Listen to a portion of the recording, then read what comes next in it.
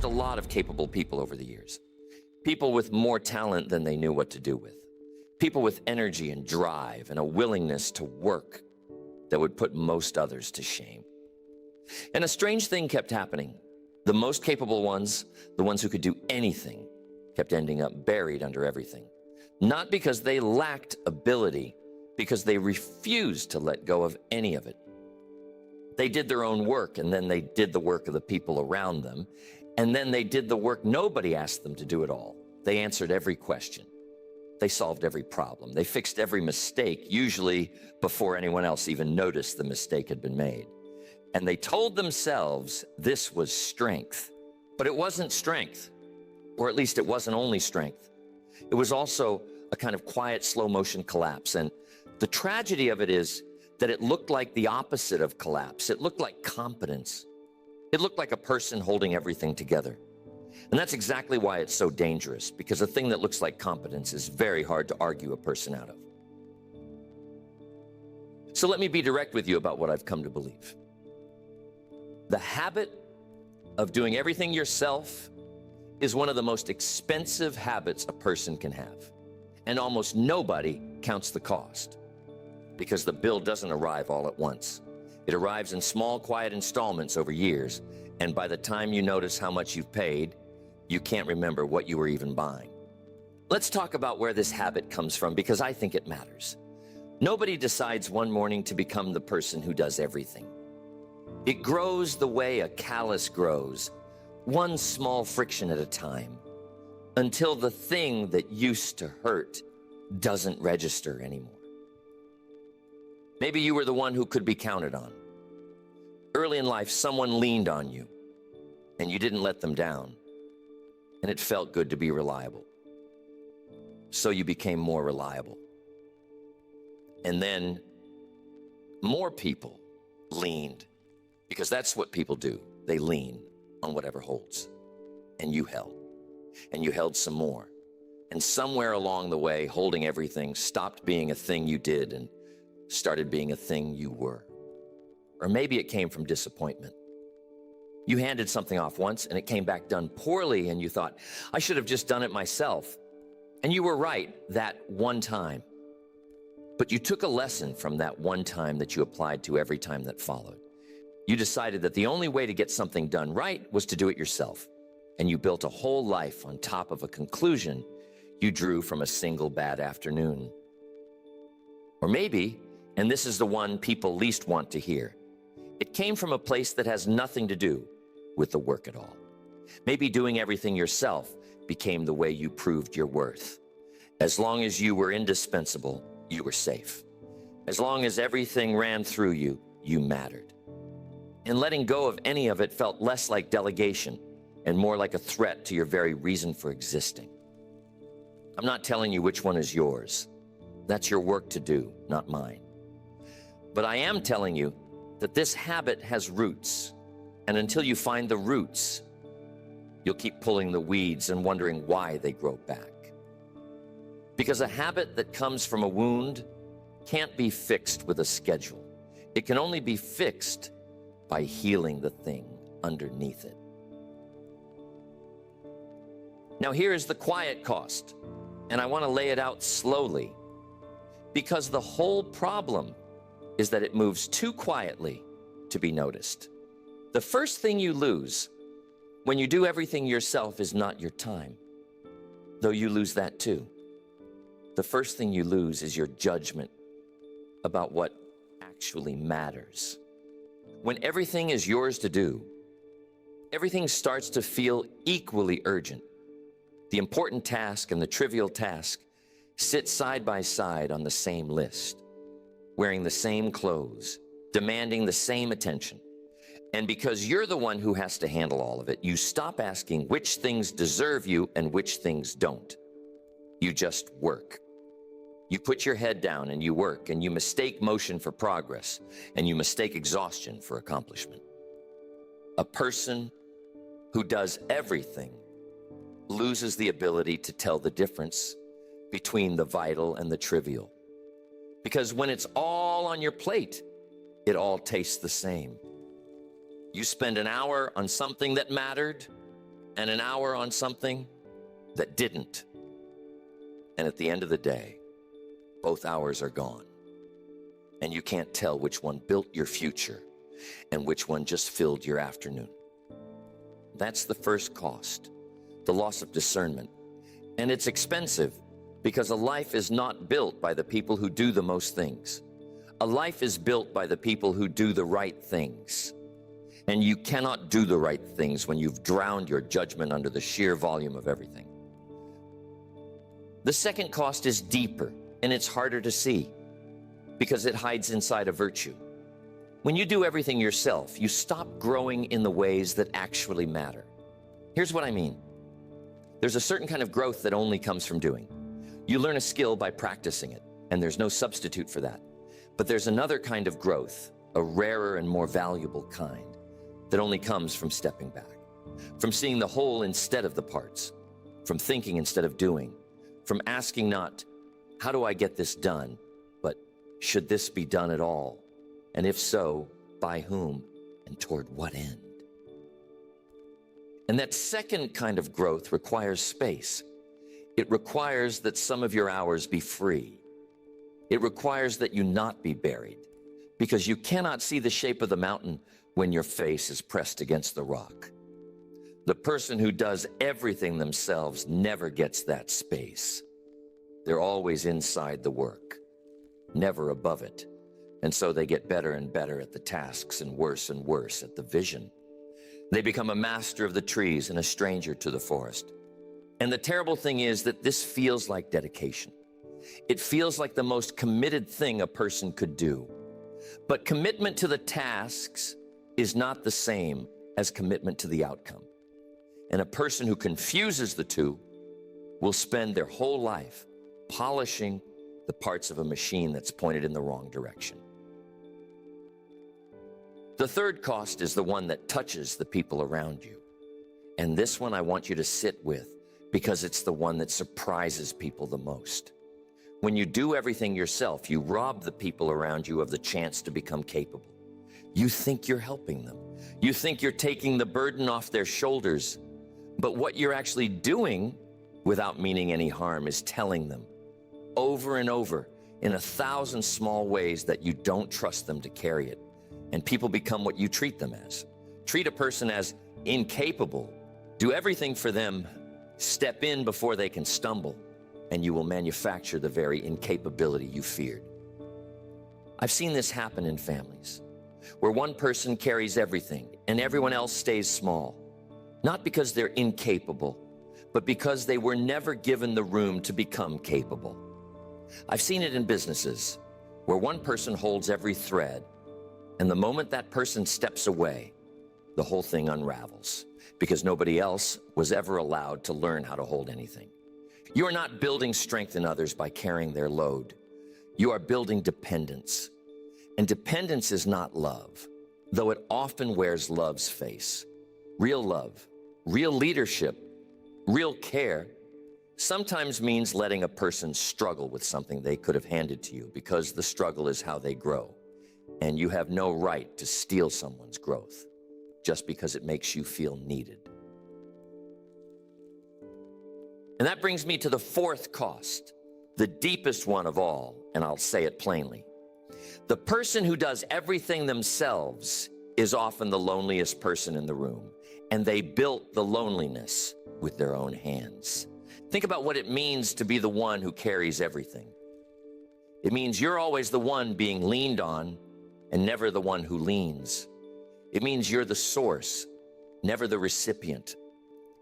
It means that when you're tired, there's no one to hand things to, because you never let anyone learn how to hold them. You've made yourself so essential that you've made yourself alone, and you can't even complain about it because everyone thinks you like it this way. Everyone thinks this is who you are. And maybe you told yourself it's who you are too, but nobody was built to carry everything. That's not strength. That's a slow crushing under a weight the human frame was never designed to bear alone. And the loneliness of it is the cruelest part, because you're surrounded by people who would help if you let them, who would step up if you stepped back, who would carry their share if you ever set it down long enough for them to pick it up. But you can't set it down. That's the trap. You've been holding it for so long that your hands don't remember how to open. And the fear underneath it all is that if you let go, even for a moment, everything will fall. That's the belief that keeps a person trapped in this pattern for a lifetime. The belief that they are the only thing standing between order and collapse. So let me challenge that belief directly, because I think it's a lie. And it's a lie that costs people their whole lives. The belief that if you let go, everything falls is almost never true. And the proof is simple. Things fall all the time. You get sick and things don't fall apart. Someone steps up, you go away, and somehow the world keeps turning. You're forced by circumstance to hand something off, and it gets done, maybe not the way you do it, but it gets done. Every person who does everything themselves has had moments where they were forced to let go, and the sky did not fall. But they never learn from those moments because they file them away as exceptions instead of evidence.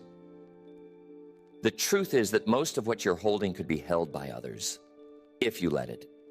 And most of the things you're afraid to hand off are not actually as fragile as you think.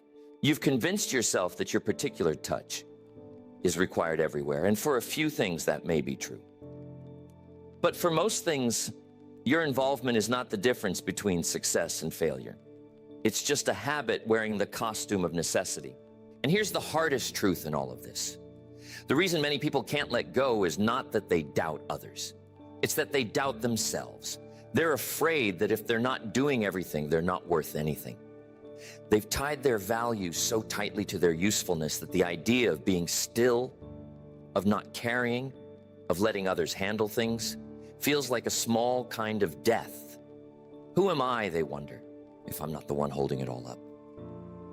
That question deserves an honest answer. And the honest answer is that you are worth something, whether or not you're useful in this moment. Your value was never in the volume of tasks you completed. A person who believes their worth comes from doing everything will run themselves into the ground trying to prove a thing that was never in question, and they'll die tired, having never once let themselves believe they mattered, just for being who they are. Now let me turn the corner here, because I don't want to leave you buried under the diagnosis. I want to talk about what a different way looks like. Because there is a different way, and it's not the way you might expect. The answer to doing everything yourself is not doing nothing. It's not becoming lazy or careless or the kind of person who lets things fall. The answer is far more disciplined than that, and in some ways, far harder. The answer is learning the difference between the things that require you and the things that merely accept you. Because those are two very different categories. And the person who does everything has stopped telling them apart. Some things require you. They require your specific hand, your specific mind, your specific care. These are the things that are yours to do and no one else's. They might be few. In most lives, they're far fewer than the person imagines, but they're real. And they deserve everything you have. And then there's the vast ocean of things that merely accept you. Things that you could do, that you're capable of doing, that you've gotten used to doing, but that don't actually require you at all. They'd accept your hands if you offered them, the way a river accepts a stone. But they don't need your hands. Anyone's hands would do. And the great mistake of the person who does everything is that they treat the things that merely accept them as though those things required them. And so they pour themselves into work that never needed them, and they have nothing left for the work that did. The discipline then is not the discipline of doing more. It's the discipline of doing less on purpose, with great care about what you keep and what you release. And I want to be honest with you, that discipline is much harder than the discipline of working hard. Working hard is easy for a certain kind of person. Working hard is the thing you hide behind. The truly hard thing is to stand still and let something you could have handled be handled by someone else, and to sit with the discomfort of that and to not intervene. Because you will want to intervene. Everything in you will want to. You'll watch someone do a thing more slowly than you would have done it, and your whole body will strain toward taking it from them. You'll watch someone make a mistake you saw coming, and you'll ache to have just done it yourself. And that ache, that pull to take it back, is the exact thing you have to learn to resist. Because on the other side of that resistance is the only freedom you'll ever find. Let me tell you what happens when a person finally learns this. I once knew a man who ran everything himself for the better part of 20 years. Every decision, every task, every problem, it all came through him, and he was proud of it. He'd tell you with something like satisfaction that nothing happened without him knowing about it. He thought that was the mark of a serious man. And he was tired in a way that had stopped feeling like tiredness and started feeling like just how life is. He'd forgotten there was another way to feel.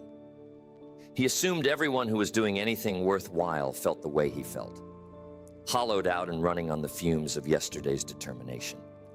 Then one day, through no choice of his own, he was forced to step back. Something in his health made the decision for him. And for the first time in 20 years, he had to hand things off. Not because he'd learned to, but because he had no choice. And he was certain, absolutely certain, that everything would fall apart the moment he let go. It didn't. Some things got done differently than he would have done them. A few things got done worse, at least at first. But most things got done, and a surprising number of things got done better. Because the people around him, freed at last to actually contribute, brought ideas and energy he had never let them bring before. They rose to meet the space he'd created, and they rose higher than he'd ever imagined they could, because he'd never given them the room to rise before. And he told me later that the hardest part was not the letting go. The hardest part was realizing how much he'd been holding that never needed to be held. All those years, all that exhaustion, all that loneliness, and a great deal of it had been unnecessary. He'd been carrying stones he could have set down at any time. And he'd carried them so long, he'd stopped feeling their weight until the moment he finally put them down and felt the astonishing lightness of what it was like to stand up straight. That's the thing about this cost. You don't feel it while you're paying it. You only feel it when you finally stop paying it. And then you feel it all at once. The enormous relief of a weight you didn't know you were carrying until the moment it was gone. But I don't want you to have to be forced into this the way he was. I don't want your body or your circumstances to have to make the decision for you. Because when the decision is forced, it comes with a lot of loss that doesn't have to happen. I want you to choose it freely while you still have the strength to choose. And so let me give you something to work with, some way of thinking about this that you can actually use. Start by looking honestly at everything you carry. Everything. Write it down if you have to, the way we talked about writing down costs. Make the list long and complete and unflattering. All the tasks, all the responsibilities, all the small invisible things you do that nobody sees because you do them so quietly and so automatically that they've become part of the furniture of your life. And then run each item through one question and be ruthless about it. Does this require me specifically, or does it merely accept me? Not, am I good at this? Not, have I always done this? Not, would it feel strange to hand this off? The question is whether the thing genuinely requires your particular hand, or whether you've just been the one holding it out of habit and fear. You'll be shocked at how much of your list falls into the second category. Most people who do this exercise honestly discover that the overwhelming majority of what they carry does not require them at all. It merely accepts them because they keep offering themselves to it. And every hour spent on something that merely accepts you is an hour stolen from the few things that actually require you. And here's where it gets difficult, because knowing what to release is not the same as releasing it. The knowing is easy. The releasing is where the real work lives, because the releasing requires you to face all those roots we talked about at the beginning. The need to be indispensable, the fear of being unnecessary, the mistrust of others, the tying of your worth to your usefulness. You cannot release the tasks until you release the beliefs underneath the tasks. That's why people who try to fix this with better systems and better schedules always fail. They're treating a wound with a bandage. The systems don't hold because the belief underneath them keeps pulling the work back onto their own shoulders. You have to go to the belief. You have to look at it and ask whether it's true. Is it true that you're the only one who can do this well? Usually not. Is it true that if you let go, everything falls? Almost never. Is it true that your worth depends on carrying everything? No. That one is never true, no matter how deeply you feel it. Your worth was never a function of your load. It was there before you ever picked up a single burden, and it'll be there when you finally set them down. And once you've faced the beliefs, once you've seen them for the fearful old habits they are, the releasing becomes possible. Not easy, but possible. You start handing things off, and you start sitting with the discomfort of watching them be handled by someone else, and you resist the pull to take them back. And slowly, task by task, belief by belief, you build a new way of being in the world. I want to warn you about something, though, because there's a stage in this that catches people off guard and sends them right back to their old ways. When you first start letting go, things will feel worse before they feel better. That's not a sign you've made a mistake. That's the shape of every real change. The person you handed something to will not do it as well as you would have, at least not at first. They're learning. You had years to get good at this thing, and you're expecting them to be good at it in a week. They'll stumble. They'll make mistakes. Things will get done more slowly and more clumsily than they got done when you were the one doing them. And in that moment, every fear you ever had will come roaring back. See, you'll think, this is exactly why I did it myself. And you'll be tempted, powerfully tempted, to snatch it all back and return to the old exhausting way. Because at least the old way worked, even if it was killing you. But this is the exact moment where the whole thing is won or lost. Because the stumbling is not a sign the change failed. The stumbling is the change happening. That's what growth looks like from the outside. It looks like clumsiness. It looks like mistakes. It looks like things being done worse before they're done better. If you snatch it back the first time someone stumbles, you'll never get past the stumble. And you'll teach yourself once again that you're the only one who can be trusted, and you'll seal your own trap for another 10 years.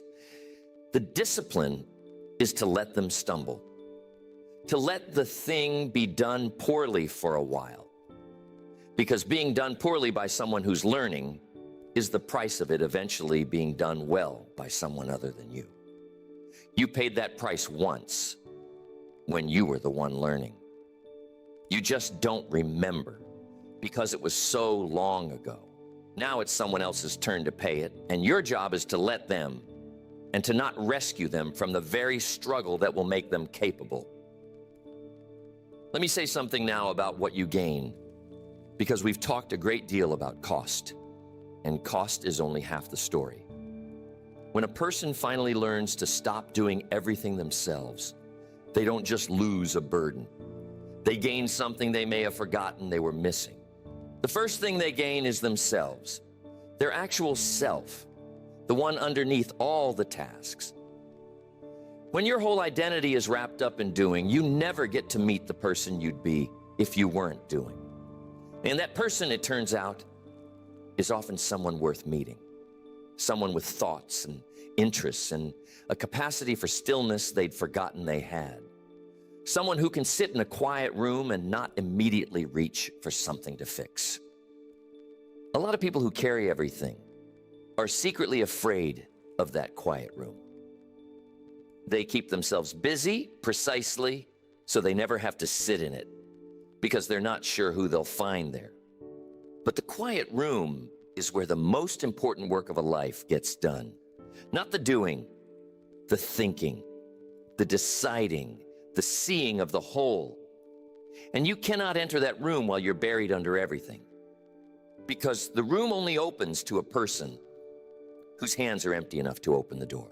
The second thing they gain is depth. When you stop spreading yourself across everything, you can go deep into the few things that actually matter.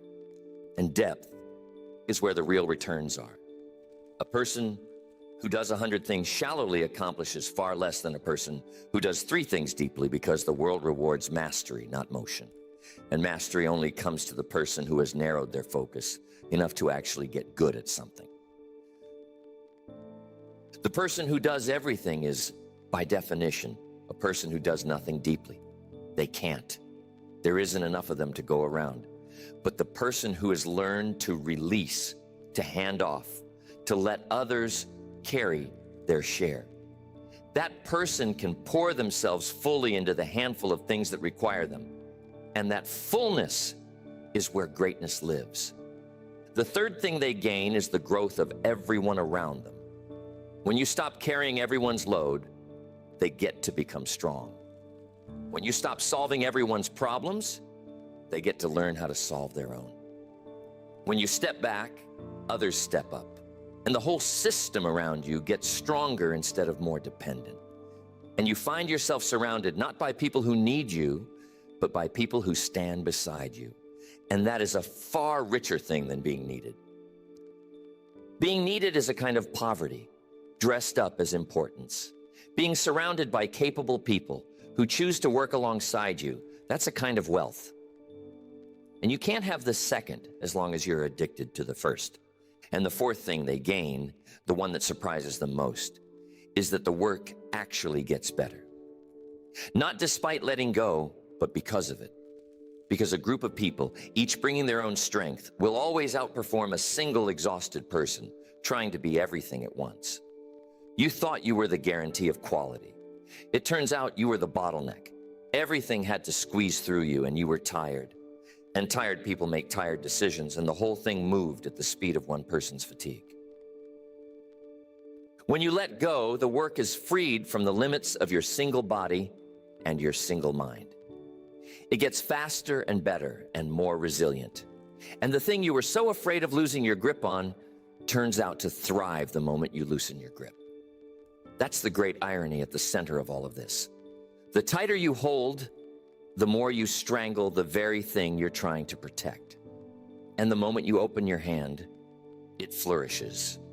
So let me ask you to do the honest thing tonight, the thing that most people avoid because it doesn't feel good in the moment. Look at your life and count what it's costing you to do everything yourself, not in a vague way, specifically. Count the hours you've spent on things that never required you. Count the growth you've stunted in the people around you by never letting them carry their share. Count the loneliness you've built by making yourself the source that never gets to receive. Count the depth you've sacrificed by spreading yourself so thin that you can't go deep into anything. Count the self you've never met because you never sat still long enough to find them. And then ask yourself whether the badge was worth it. Whether being the one who does everything was ever really the strength you thought it was, or whether it was a fear you never named wearing the mask of a virtue. Because I'll tell you what I've come to believe after watching a great many capable people run themselves into the ground. The strongest thing a person can do is not to carry everything. The strongest thing a person can do is to know exactly what is theirs to carry, and to carry that with everything they have, and to trust the rest to hands that were always capable of holding it, if only someone had let them. That takes more courage than carrying everything. Carrying everything is easy for the strong. Any sufficiently determined person can bury themselves under a mountain of tasks and call it dedication. But to stand back, to let go, to resist the pull to intervene, to sit in the quiet room and let others rise into the space you've made, that takes a strength of a completely different kind. A strength that isn't about how much you can hold, but about how wisely you can choose what to hold and what to release. And a person who has that strength, a person who has learned to do the few things that require them and to release the many things that merely accept them, that person doesn't just accomplish more. They live more. They have hours that belong to them. They have depth in the things that matter. They have people around them who are strong instead of dependent. They have a self they've actually met in a quiet room with empty hands and an open mind. They are not buried. They are not alone in the way the everything carrier is alone. They are not running on the fumes of yesterday's determination. They stand up straight because they finally set down the stones they were never meant to carry, and they feel the astonishing lightness of a person who has learned that letting go is not weakness and holding everything was never strength. So set them down. Not all at once and not carelessly, but deliberately, one honest release at a time, with your eyes open and your judgment clear. Keep what's yours. Release what isn't. Let others become strong. Let the work get better without you strangling it. And discover, maybe for the first time in years, what it feels like to stand up straight and breathe, unburied at last, holding only what was ever truly yours to hold. That is not doing less. That is doing what matters and letting go of the rest. And there is no wiser or braver thing a person can learn to do.